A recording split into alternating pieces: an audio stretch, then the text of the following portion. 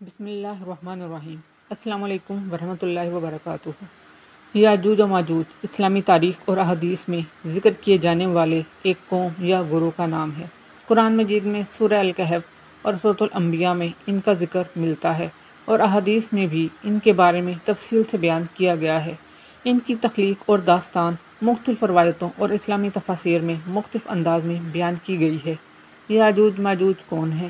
یاجوج اور ماجوج حضرت نوح علیہ السلام کی اولاد میں سے ہیں اور کہا جاتا ہے کہ یہ حضرت یافس علیہ السلام کی نسل سے ہیں جو حضرت نوح کے بیٹے تھے۔ یاجوج و ماجوج کو بہت ہی بڑی تعداد میں ایک قوم قرار دیا گیا ہے جو دنیا کے آخری زمانے میں بڑی تباہی کا سبب بنے گی۔ قرآن میں یاجوج و ماجوج کا ذکر سورہ الکہف میں ذوالقرنین کے حصے میں یاجوج و ماجوج کا ذکر ملتا ہے۔ ذوالقرنین ایک نیک بادشاہ تھے جنہیں اللہ تعالیٰ نے زمین پر بہت سی قوتیں عطا کی تھیں۔ انہوں نے ایک قوم کو یاجوج و ماجوج کے حملوں سے بچانے کے لیے دو پہاڑوں کے درمیان ایک دیوار بنائی تھی۔ اس دیوار کو سد ذوالقرنین کہا جاتا ہے اور یہ یاجوج و ماجوج کو روکے ہوئے ہے۔ یاجوج و ماجوج کی تخلیق کا ذکر تفصیلی طور پر نہیں ملتا، لیکن ان کا تعلق انسانوں کی نسل سے بتایا گیا ہے۔ اسلامی عقائد کے مطابق وہ حضرت نوح علیہ السلام کے بیٹے یافس کی اولاد ہیں اور انہیں قدرت نے مختلف شکلوں اور سائزوں میں پیدا کیا ہے۔ ان کے بارے میں کہا جاتا ہے کہ ان کی تعداد اتنی زیادہ ہے کہ وہ ایک دوسرے پر چھا جائیں گے اور ان کے حملے قیامت کے قریب ہوں گے۔ یاجوج ماجوج کا آخری زمانہ احادیث کے مطابق یاجوج اور ماجوج کا خروج قیامت کے قریب ہوگا۔ حضرت عیسیٰ علیہ السلام کی آمد کے بعد دجال کے فتنہ کا خاتمہ ہوگا اور اس کے بعد یاجوج اور ماجوج کا ظہور ہوگا۔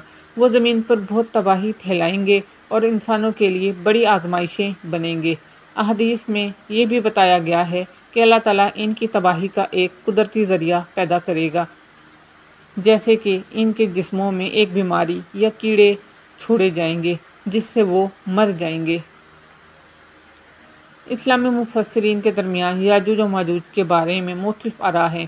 بعض کے نزدیک یاجوج ماجوج مشرقی علاقوں میں کسی جگہ قید ہیں، جبکہ بعض کا ماننا ہے کہ وہ دیوار ذوالقرنین کے پیچھے قید ہیں۔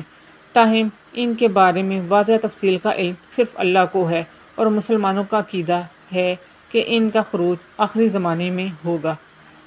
یاجوج و ماجوج کا ذکر اسلامی تاریخ میں ایک بڑی آزمائش اور قیامت کے قریب ہونے والے واقعات میں سے ایک سبق کے طور پر ملتا ہے۔ ان کی تخلیق کا مقصد اور ان کی حقیقت اللہ کی حکمت میں پوشیدہ ہے اور مسلمان ان کے خروج اور اللہ کی قدرت پر ایمان رکھتے ہیں۔ اگر آپ کو آج کا یہ واقعہ اچھا لگا ہو تو آپ میرے چینل کو لائک اور سبسکرائب کر دیں۔